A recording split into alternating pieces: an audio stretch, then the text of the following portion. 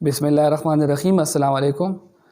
وفاقی حکومت کی جانب سے جسٹس قاضی فائز عیسیٰ کے خلاف ایک ریفرنس جمع کیا گیا تھا کہ انہوں نے لندن میں کچھ پراپرٹیز بنائی ہے تو اس کو انویسٹیگیٹ کیا جائے۔ سپریم جوڈیشل کونسل میں وہ جمع کیا تھا۔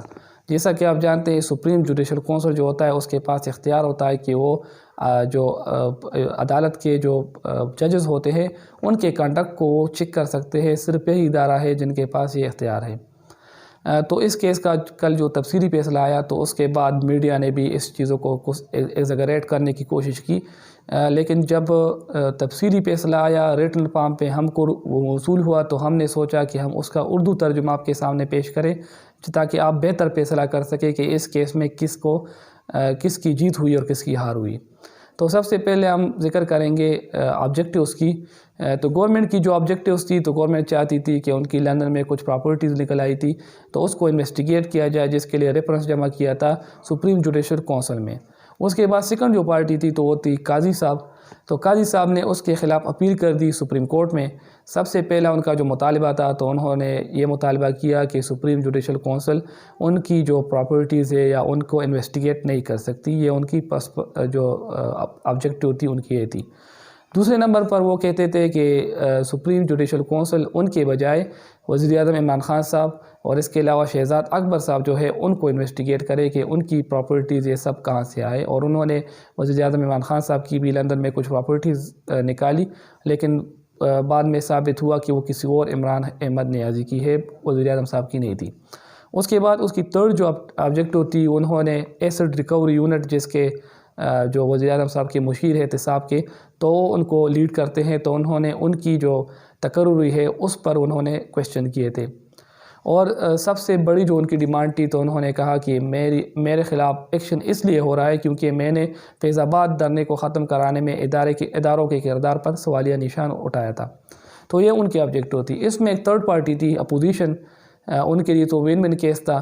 ان کی کچھ آبجیکٹیوز تھی، ان کی دو قسم کی آبجیکٹیوز تھی۔ ایک یہ تھی کہ وہ چاہتی تھی کہ قاضی صاحب جو جسٹس ہے سپریم کورٹ کے، ان کی نظر میں وہ اپنی اچھی امیج کر سکے، ان کے ساتھ سپورٹ کر سکے سخت ٹائم میں، تو ہو سکتا ہے آگے کچھ کیسز میں ان کو ریلیف مل جائے۔ تو ان کی تو ایک آبجیکٹو یہ تھی۔ دوسری ان کی آبجیکٹو یہ تھی کہ اگر اسی کیس میں وزیر اعظم صاحب یا جو صدر صاحب ہیں ان کے خلاف سخت قسم کے ریمارکس آتے ہیں یا اس فیصلے میں کچھ ایسا آتا ہے تو اس کی بیس پر ان کو چیلنج کیا جا سکے کہ انہوں نے ایک جج کے کردار پر سوالیہ نشان اٹھایا صرف اس لیے کہ کچھ ادارے چاہتے تھے کہ اس طرح ہو۔ تو اب ہم آتے اس فیصلے کی جانب۔ کل تفصیلی فیصلہ آیا اس کا، تو وہ تقریباً 224 صفحات پر مشتمل ہے جو کہ انگریزی میں ہے، تو ہم نے سوچا کہ اس کے جو اہم نکات ہے تو آپ کے سامنے پیش کرے اردو میں۔ تو سب سے پہلے جو اس کا پیراگراف نمبر 141 ہے تو اس میں سپریم کورٹ کی جو ججمنٹ ہے وہ کہتی ہے کہ یہ بات ثابت ہے کہ اس میں گورنمنٹ کی نالائکی تھی اس ریفرنس کو جمع کرنے میں۔ حکومت کو سب سے پہلے چاہیے تھا کہ وہ FBR سے اس کو انویسٹیگیٹ کراتے، اس کے بعد ایک تگڑا قسم کا ریفرنس بناتے اور سپریم جوڈیشل کونسل میں جاتے، لیکن گورنمنٹ نے جو کام پہلے کرنا تھا وہ سب سے آخر میں کیا اور جو آخری کام کرنا تھا وہ سب سے پہلے کیا۔ تو اس حوالے سے ان کی جو اس جو پیراگراف میں اس میں مکمل طور پر لکھا گیا ہے کہ اس کے باوجود کہ گورنمنٹ کی نالائکی تھی لیکن محترم جج صاحب جو ہے ان کی فیملی کی جو جائیدادیں ہے جو انہوں نے ایکسیپٹ بھی کر لی ہے، تو اس پر جو کویشچن ہے وہ ویلڈ ہے، اس کو غلط نہیں کہا جا سکتا۔ اور جج صاحب کو ادارے اور اپنی ساکھ کو بچانے کے لیے اس کا جواب دینا پڑے گا، وہ اس کے لیے رسپانسیبل ہے کیونکہ وہ ایک اہم منصب پر بیٹھے ہوئے ہیں۔ اس کے بعد پیراگراف نمبر 142 میں یہ کہا گیا کہ FBR اس تمام چیزوں کو انویسٹیگیٹ کرے، جس طرح شارٹ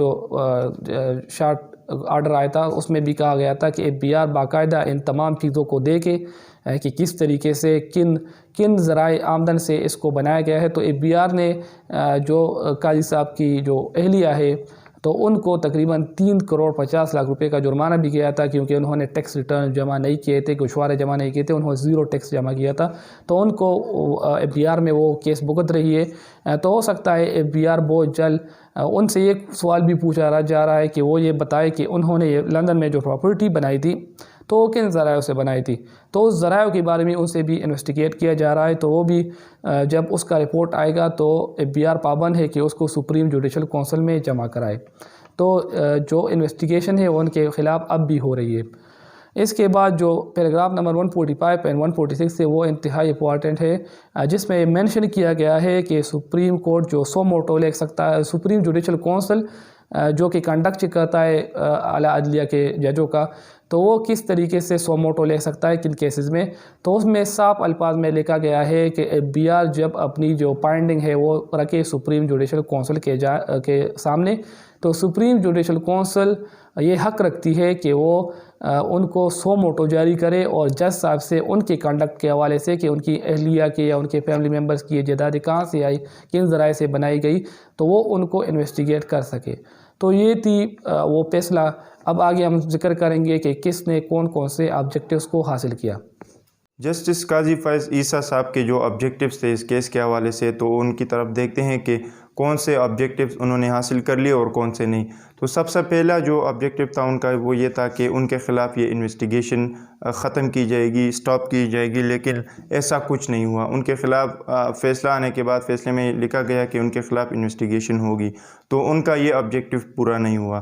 اس کے بعد ان کا آبجیکٹیو دوسرا یہ تھا کہ یہ جو میرے خلاف کارروائی ہو رہی ہے یہ بدنیتی کی بنیاد پر ہو رہی ہے، اور جو انہوں نے ریمارکس دیے تھے حکومت اور اداروں کے خلاف فیض آباد دھرنے میں، تو یہ اس کی بنیاد پر ہو رہی ہے۔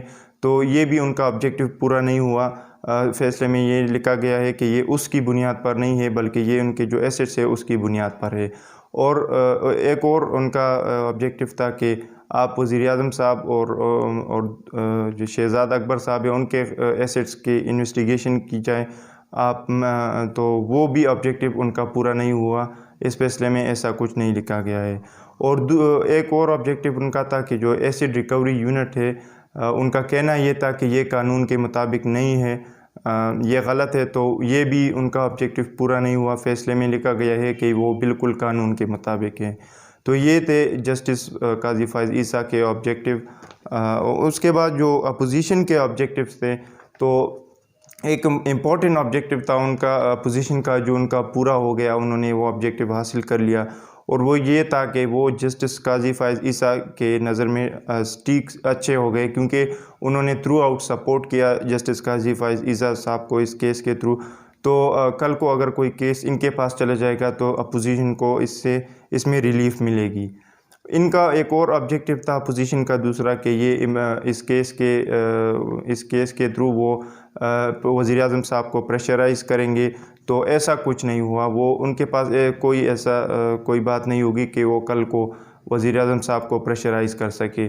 تو یہ دو آبجیکٹیوز جو تھے وہ اپوزیشن کے تھے، ان میں سے ایک انہوں نے حاصل کر لیا اور ایک انہوں نے حاصل نہیں کیا۔ یہ فیصلہ آنے کے بعد اب آپ خود جو ہے تو فیصلہ کر لیں کہ اس میں جیت کس کی ہوئی اور ہار کس کی ہوئی۔